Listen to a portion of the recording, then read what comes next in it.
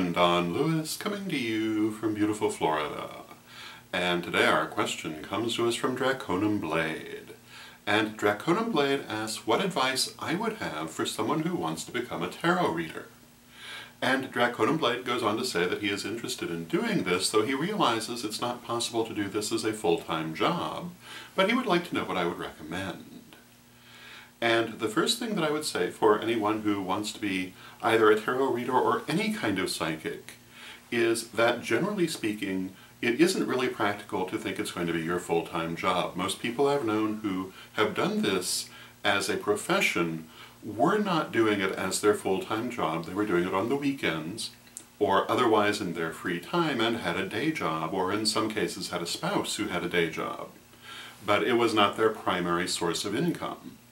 Having said that, it's not exclusively true, and there are people I have known who did use it as their day job, and in some cases did quite well. I've even known some, such as Irene Hughes, the famous psychic from the Chicago area, for whom it was quite lucrative, but they are definitely the exception to the rule. For the most part, it's more of a spiritual calling, and doing it professionally can help you to gain the experience that you would not necessarily gain in other ways, and can also give you a small amount of financial balance for the amount of energy that you're putting into it.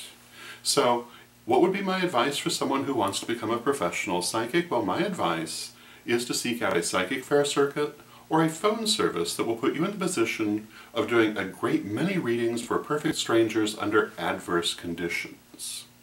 And the more adverse the conditions, actually, the better. And this is the best possible training, in my opinion, for anyone who wants to learn how to be a good psychic. Even if you don't want it to be your profession, if you just want to learn how to do it, it's still the best training. Why is it the best training? Well, if you can read for someone under a strict timetable in the middle of a shopping mall, or in the middle of the night, or other odd times, and do a good job, well, then you can read anywhere and any time. And to truly be a master of the psychic arts, you really need to be able to do it anywhere at any time. You need to be able to get in quickly. You need to be able to identify what needs to come out. Some years ago, when I was doing the World of Witches Museum in Salem, we had a promotion featuring 5-minute readings. And these 5-minute readings were only meant to be a sample for people, but we had a lot of people swearing, "You could never do that. You couldn't do a reading in 5 minutes." And I've got news for you. You can. And not only can you do it, you can do a little bit more than a sample, though these were only meant to be samples. But if you know how to read, and you know how to get in quickly and find what the person wants, you can actually give them a pretty good reading even in 5 minutes. But the thing is, you won't learn this unless you have worked under those adverse circumstances, unless you have worked surrounded by people all talking at once, unless you've worked in the middle of that shopping mall, unless you've worked outside at a street fair, and various other circumstances that really force you to learn how to do this very well. It really is not the same to do it under perfect circumstances. Yes, you can get very good results, obviously, under perfect circumstances, the circumstances anyone would choose, in their own home, with their preferred music, with lots of time, but it's a whole other matter to be able to get in quickly and find what you need, and to actually be of service to you in your daily life. And to actually be able to do it if you were called upon in unusual circumstances, you need that difficult training. This is called being a trench psychic, or at least that is the term that I was always told. And that's pretty much how I've always looked at it, and it is really the best training in the world.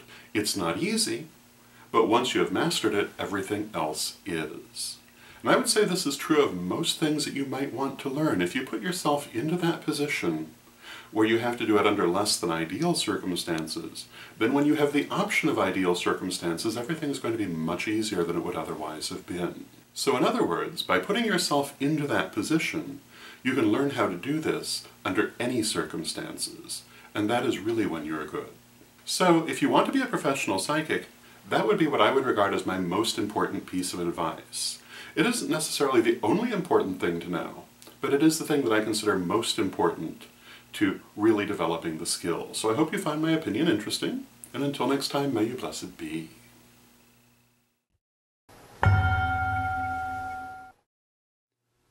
Reverend Don, super omnibus of incantations and invocations for all occasions.